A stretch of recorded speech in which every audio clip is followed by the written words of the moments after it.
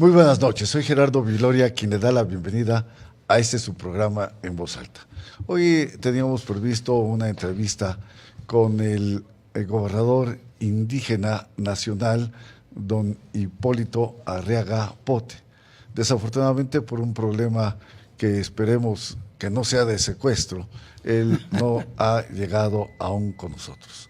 Sin embargo, les damos a ustedes la más cordial bienvenida a este programa y con el cual hoy iniciamos esta semana de actividades, ya después de la Semana Mayor, la Semana Santa, en donde estuvimos una ocasión fuera del aire. Sean ustedes bienvenidos.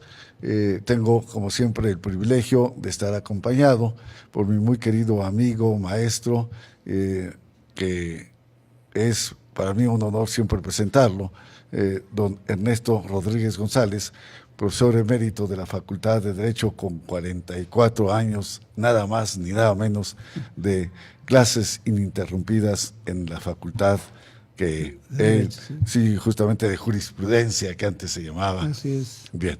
Buenas noches, mi querido Ernesto. Hermano Gerardo, buenas noches. Gracias por estar con nosotros y acompañarme en este programa.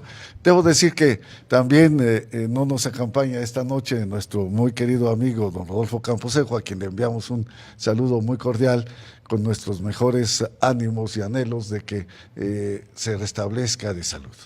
El tema que teníamos previsto esta noche, y por cierto, qué bueno que estoy viendo aquí, quiero enviar también un saludo a uno de nuestros televidentes que nos ven desde París, Francia, ¿sí?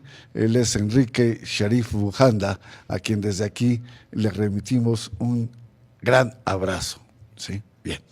Les decía que esta noche teníamos previsto charlar precisamente sobre el ámbito indigenista, es decir, los indígenas como ausentes, como invisibles en el proceso electoral, ¿sí? ¿Tú qué opinas en ese entorno, mi queridísimo Ernesto? Desde luego que son ahorita los invisibles, en virtud de que ha habido reformas constitucionales muy importantes, desde el artículo 2, en donde el artículo 2 constitucional ya actualizado se refiere a los pueblos y comunidades indígenas. Y estos pueblos y comunidades indígenas, como te lo he comentado, son entidades de interés público. Y como entidades de interés público tienen gran importancia y ahora precisamente en la época de elecciones de 2018. Pero entonces, en sus tres ámbitos. Pero entonces, ¿por qué invisibles? Es decir, ¿por qué no se les, ante esta circunstancia jurídica, constitucional, en fin, etcétera, por qué desplazarlos? ¿Por qué no darles esta categorización? Porque además son mexicanos y no mexicanos de segunda. Nuestra Constitución nos dice que ante la ley todos somos iguales, la Constitución así lo señala. Así es, exactamente. Y aparte de todo, con los tratados internacionales que deben de interpretarse adecuadamente, se le reconoce a los pueblos y a las comunidades indígenas como entidades de interés público, pero ahí es lo importante, ese reconocimiento que se les da a las comunidades y pueblos indígenas es para el efecto de reconocer su régimen interno, o sea, sus usos y costumbres en su forma interna. Es muy respetuosa la Constitución de sus formas que ellos siguen en el sentido de sus usos, sus costumbres, las tradiciones que tienen, que son muy importantes, porque la propia Constitución dice que el país es pluricultural. Y hablar de pluricultural se refiere a todos los pueblos y comunidades indígenas, que son una gran variedad en toda la República Mexicana. Es decir, son un número muy amplio. Desde luego que sí. ¿Tienes ese dato? Hay varios datos que nos da la INEGI. Por ejemplo, en 2015 decía que había 7.4 millones de personas hablantes de la lengua indígena, que esto es otro aspecto muy interesante y que tú lo conoces perfectamente. Una cosa son los hablantes de idiomas, porque son reconocidos por la Constitución. Así es, con la misma categoría, que el español. Que el español, exactamente. Entonces, estos hablantes eran 7.4 millones de personas, pero es diferente los hablantes a los pueblos y comunidades indígenas, porque los pueblos y comunidades indígenas tienen que ser reconocidos por cada una de las constituciones locales de la República Mexicana. Y una vez que han sido reconocidas por las constituciones, tienen leyes secundarias, los propios estados, y en las leyes secundarias deben de reconocerse a esos pueblos y comunidades indígenas. ¿Cómo se hace el reconocimiento? A través del Poder Legislativo, es decir, de la Cámara de Diputados. Hay un consejo en el Estado de México, el consejo que es el que determina de alguna manera cuáles son los pueblos y las comunidades indígenas, y deben reunir ciertos requisitos para el efecto de que con esos requisitos que reúnan se reconozca que son pueblos y comunidades indígenas auténticos y que tiene que ser publicado en una gaceta de gobierno mediante un decreto de la Cámara de Diputados. Eso es. Sí, qué bien que puntualices eso, pero también quiero referir que el Instituto Nacional de Lenguas Indígenas, independientemente de los hablantes tan solo que aún practican estos idiomas que les identifican como miembros de una comunidad determinada, también es verdad que quienes son reconocidos por esta organización, esta institución, refiere un número mayor a 16 millones de indígenas, es decir, esto significa que es más del 10% de la población nacional. Y bueno, son entes que, como yo te refería, no son ni deben ser excluidos de un proceso tan importante como electoral que tenemos ya a partir de la semana pasada, ya formalmente a partir del viernes pasado, y que nos daría para esta representatividad la oportunidad también de estar no tan solo en sus comunidades, sino en los congresos locales y en el Congreso Nacional. Desde luego que sí. Una pequeña observación que yo puedo hacer en este momento es que los pueblos y comunidades indígenas, si es que no hablan el español, debería de mencionarles cuál es el procedimiento electoral en este momento. Porque si no conocen el idioma español y hablan en su lengua, las personas que hablan en su lengua de esas comunidades y pueblos indígenas deben de transmitir cuál es el proceso electoral que se tiene que llevar a cabo en el país para que ellos efectúen su voluntad de acuerdo con la emisión de su voto. Pero si no se les indica en su idioma, entonces lo van a desconocer, por eso son ocultos ese tipo de invisibles, personas, ¿no? invisibles. En este proceso Así electoral que para mí, y bueno, no para mí, sino que estadísticamente es el que mayor número de votantes en forma potencial están registrados, el de que mayor movilidad en cuanto al proceso ya del día de la elección, en cuanto a todos los que intervienen en las mesas de electorales, es el mayor número de personas que habrá. También son las elecciones más costosas, también las más competidas, las más reñidas, las más complicadas, ¿no? Desde luego que sí. Por eso yo percibo esta situación que es muy importante. Los pueblos y comunidades indígenas o los indígenas que no hablan el español sí deben de informarles los mismos dirigentes, o sea, se llamaría el Consejo de Ancianos, de informarles cuál es el proceso que debe seguirse desde el punto de vista constitucional, porque ellos, de acuerdo con sus costumbres, sus usos, sus tradiciones, ellos tienen su forma de elegir también a sus representantes. Y un dato muy interesante es que los municipios deben reconocer a las comunidades indígenas para que tengan representatividad en los propios ayuntamientos.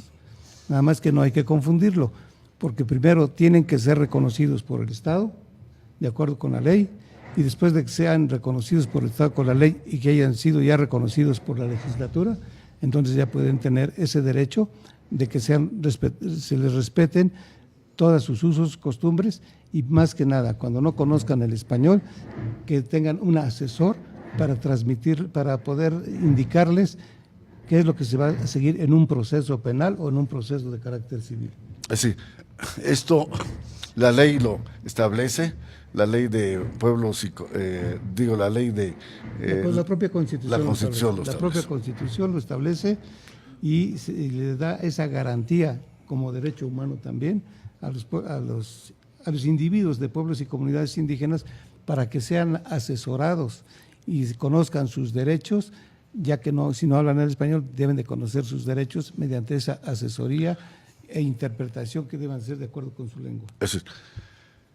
Ernesto, nosotros verdaderamente creo que somos, como dice un dicho,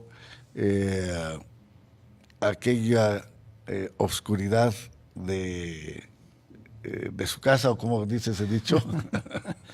Sí. Es que, a ver, ¿lo recuerdas, no? No lo recuerdo Bueno, muy bien, pero sí es. Bueno, ¿a qué quiero referirme? Nosotros nos quejamos de la discriminación que hacen hacia nuestros connacionales, fundamentalmente en nuestro país vecino, que es Estados Unidos. Así es, sí. Sin embargo, nosotros también, desafortunadamente, seguimos discriminando precisamente a nuestros connacionales, que son los que provienen de estas comunidades indígenas, sobre todo cuando ellos hablan su propio idioma. Inclusive, ya ves que despectivamente dicen, ¡ay, este indio! En fin, ¿por qué crees que persista esta discriminación que conllevó al gobierno nacional a crear una comisión precisamente contra la discriminación? Y en esta discriminación obviamente están incluidos nuestros congéneres, nuestros connacionales provenientes de los pueblos indígenas. Yo observo en este sentido de que es por la falta de los valores que debe tener toda familia. La tradición, refiriéndome a los pueblos indígenas, a los usos, costumbres y las tradiciones, ellos ya tienen su forma de vida de acuerdo al ejemplo que tienen dentro de la propia familia. Y esto no es nuevo aquí en los pueblos y comunidades indígenas. Desde la época de los griegos también ya existía el ejemplo de los padres guerreros y de las madres que tenían que llevar a los hijos para educarlos. Entonces, ese es el aspecto fundamental que yo veo desde la familia. Cuando la familia tiene ya ejemplos y educación y el conocimiento de los valores, es como puede existir la mayor convivencia dentro de la sociedad.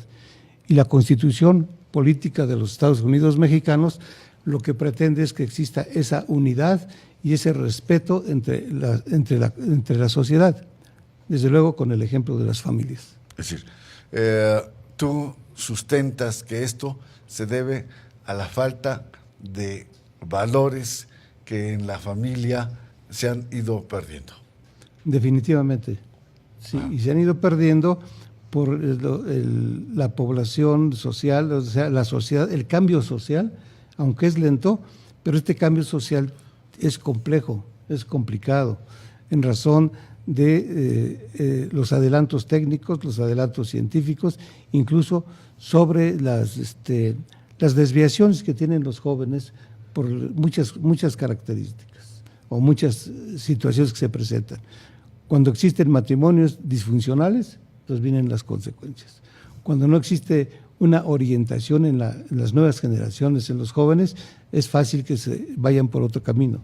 Entonces, sí se requiere del ejemplo para que se fortalezca la propia sociedad y se reconozcan esos valores y se respete como debe ser en las diferentes épocas y, mejor dicho, en los diferentes edades de las personas.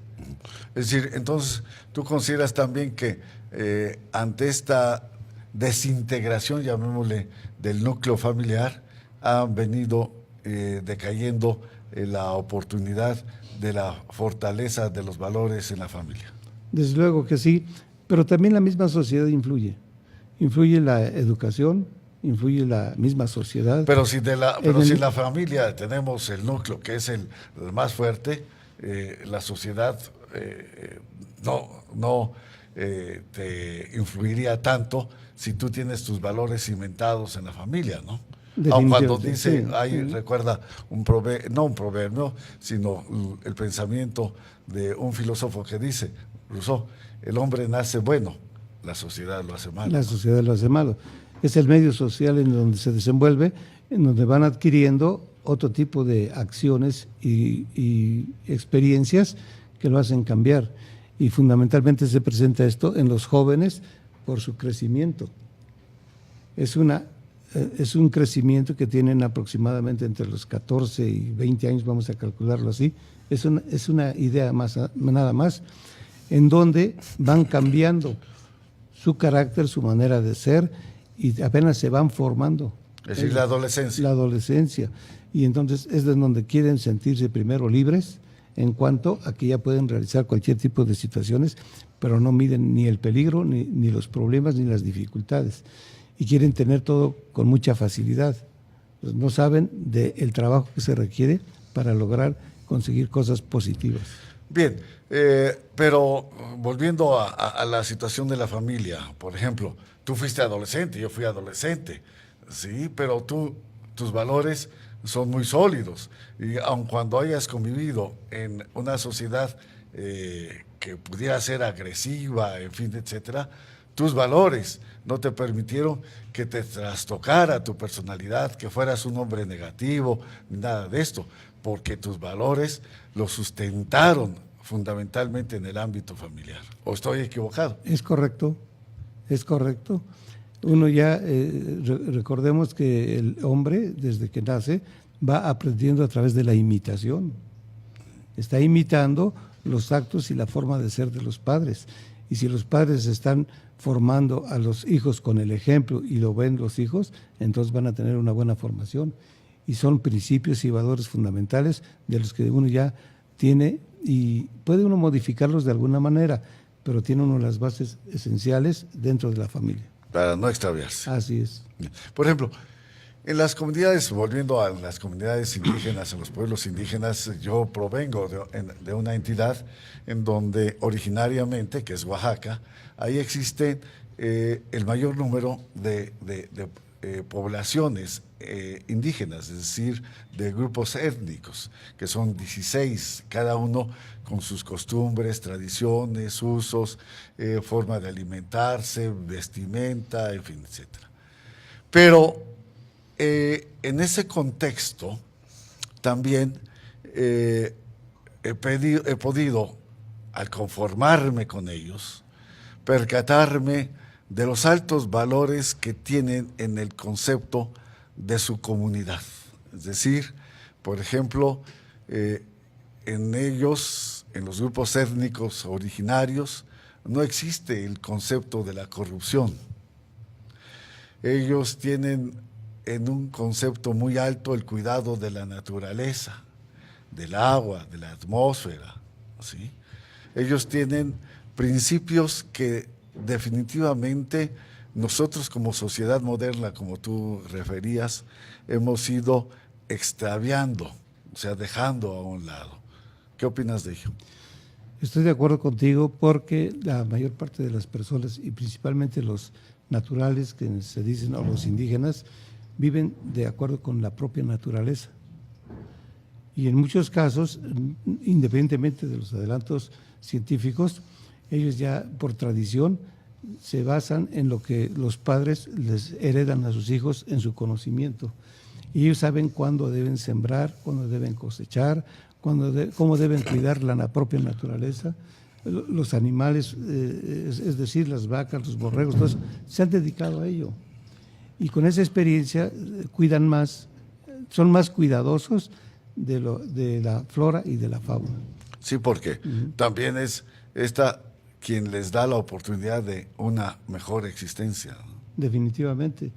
Incluso si nosotros observamos, hay muchos naturales indígenas que tienen toda su dentadura completa por el tipo de alimentación que llevan, difícilmente se enferman y todo eso es de acuerdo con lo que se hacen, lo que promueven los naturistas. Dice, hay que alimentarse de cosas importantes, naturales, y evitar la carne, evitar todo. Por eso existe todo eso. Pero normalmente las tradiciones y los usos es lo que los lleva a conservarse como están. Lo que yo observo es que no existe una relación, porque cuando existe una relación de convivencia, y a mí me ha tocado vivir con varias personas de diferentes razas, de diferentes pueblos indígenas, y son muy amables, tienen un respeto ante el trato con la sociedad y son unas personas que sí valoran en cuanto a se les ayuda de alguna manera. Y entonces eso son muy... Es decir, agradecidos. Son muy agradecidos. Y ellos sí agradecen realmente cuando se les ayuda de alguna manera para mejorar su condición. Ahora bien, veo que tienes aquí un listado que me parece muy interesante en torno a nuestras comunidades indígenas, que dice que el 45.3% de ellos, de los integrantes, sí tiene menos de 30 años. Sí. Esto es muy importante. Claro, porque eso fue en 1914, 1915. Pero de todas maneras, ¿no? Pero si tenían esa edad, ahora ya ¿cuántos han pasado a la mayoría de edad? Pero estamos hablando del censo es decir, este es un dato de 2015, o sea, hace 3 años, sí. O sea, tendrán 33 años, más o menos, ¿no? Entonces, pero de cualquier manera es un porcentaje muy alto, 45.3, es decir, de jóvenes indígenas. Sí, y esto en el contexto también electoral tendrían que tener una gran presencia, porque pues es justamente a quienes hoy los candidatos a nivel presidencial fundamentalmente voltean a ver hacia los grupos fundamentalmente jóvenes y de mujeres, porque constituyen la mayoría de la población. Sí, y no olvidemos que la propia Constitución habla de la pluriculturalidad, pluricultural, que es el país. Así es. Si es pluricultural, debe de considerarse también a todos los pueblos y comunidades indígenas en este tipo de elecciones. Así es. También habla aquí que el 46.9% de los hablantes de lenguas indígenas, ¿sí?, tiene 15 años y más de edad, y que es económicamente activo y que trabaja o busca trabajo. El problema definitivamente de los que hablan el idioma natural y que conocen poco del español, sí se les dificulta.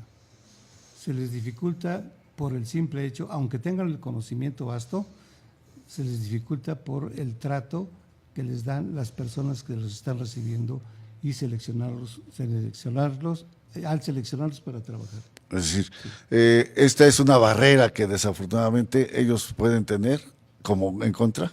Sí, es una barrera, y como tú lo habías mencionado hace un momento, es una barrera porque ahí la percepción de las personas que están dando ese tipo de trabajo no consideran la capacidad, nada más por el simple hecho de que no conocen el idioma español. Pero si hay traductores y si hay especialistas, entonces en ese sentido sí pueden mejorar sus condiciones de trabajo. Eso es. Ernesto, estamos muy pronto a concluir nuestro programa.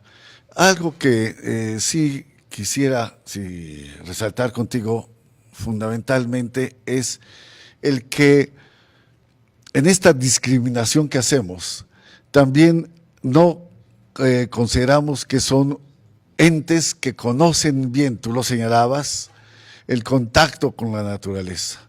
Y muchos mexicanos hemos regresado a la medicina tradicional, es decir, a los conocimientos que ellos tienen precisamente con una gran amplitud y con una gran capacidad de conocimiento para superar enfermedades sin que tengamos que recurrir a la medicina alópata, que hoy también al ingerirla causa daños.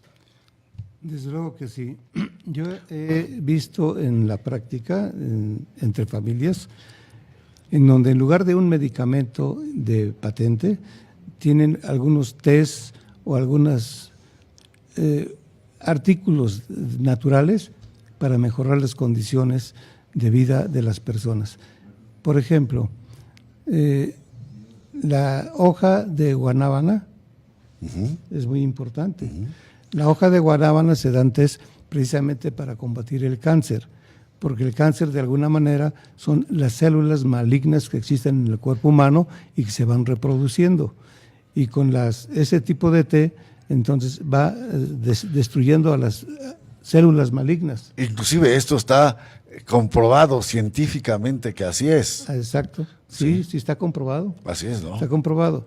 Y los medicamentos o los tratamientos actuales, pues son modernos desde luego, pero sí van contra la propia persona. Sí. Son muy fuertes. Sí, pero también se dice, y esto obviamente será tema de otro programa, que las grandes empresas transnacionales, los grandes consorcios, no proliferan este tipo de conocimiento porque si no, su negocio de medicamentos se vendría abajo, ¿no? ¿Es así? Claro, y como tú lo mencionas, sí sería motivo de otro tipo de programa, porque hay muchos medicamentos, una gran cantidad de medicamentos que son su origen, son la propia naturaleza. ¿Qué te parece si para un nuevo programa podríamos justamente traer a personas que conocen perfectamente sobre esta temática y que sin duda serviría mucho para que nuestro teleauditorio, que está atento a nosotros, identifique esta oportunidad también de medicina alterna que hoy denominamos? La arbolaria. ¿No? Así es, La ¿no? arbolaria principalmente. Sí, sería muy interesante conocerlo y, como todo tipo de conocimiento, tener que asimilar lo positivo y lo demás desecharlo. Pero este es un conocimiento que nos han heredado los pueblos originarios de nuestro gran territorio nacional y al cual ellos sí son sin duda elementos significativos en todas las expresiones del contexto de vida nacional. Desde luego que sí. Pues, así es. Ernesto. Y en el programa de En Voz Alta, por eso me gusta y la buena dirección que tú tienes, porque son temas de importancia y actualidad. Ernesto, aprecio mucho, como siempre, la amable oportunidad de compartir contigo los micrófonos de este programa En Voz Alta. Y a ustedes, nuestros muy queridos teleauditorio, oyentes y visuales en este contexto, apreciamos, como siempre, el habernos dado la oportunidad de llegar hacia ustedes. Soy Gerardo Viloria y le deseo la mejor de las noches y, por lo tanto, el mejor de los descansos. Muchísimas gracias. Buenas noches. Buenas noches, Ernesto.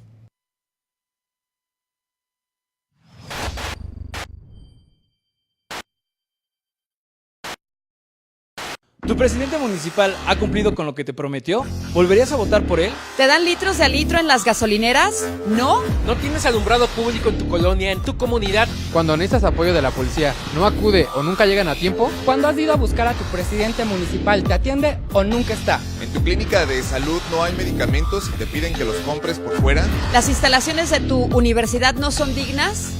¿No? ¿Algún funcionario te ha pedido moche? ¿Conoces a tu diputado o nunca lo has visto? ¿No hay seguridad en la escuela de tus hijos? ¿Cuántas veces te han asaltado en los camiones y la policía nunca llega? ¿El agua que sale de tus llaves está contaminada? ¿Has visto avances significativos en tu colonia o aún hay calles llenas de baches, sin pavimentar o sin alumbrado? ¡Qué poca madre! ¡Qué poca madre! ¡Qué poca madre! ¡Qué poca madre! ¡Qué poca madre! ¡Qué poca madre! ¡Qué poca madre! ¡Qué poca madre! ¡Qué poca madre! ¡Qué poca madre! ¡Qué poca madre! ¡Qué poca madre! ¡Qué poca madre! Tú puedes cambiar tu realidad. De lunes a viernes a la 1 y a las 7 de la tarde por A-Stream Denuncia. Denuncia. Denuncia. Denuncia. Denuncia. Denuncia. Denuncia.